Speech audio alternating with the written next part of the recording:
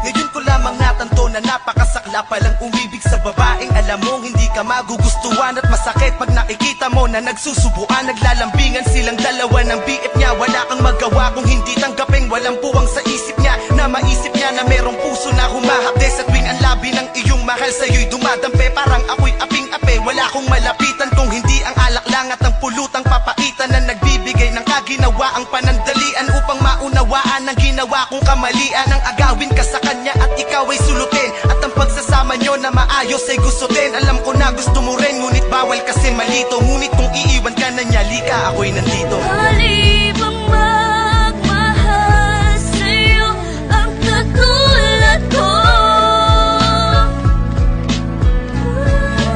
Kahit pa na alam ko may nagmamay-ari sa'yo.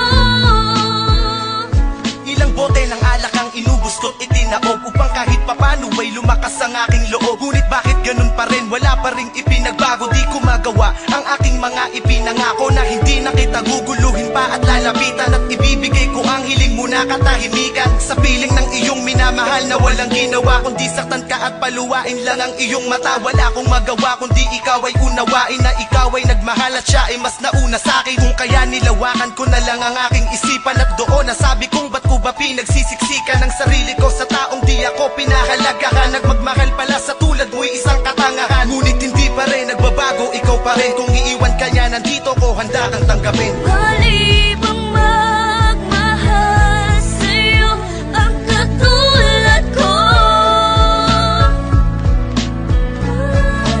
Kahit pa na alam ko may nagmamay-ari sa'yo.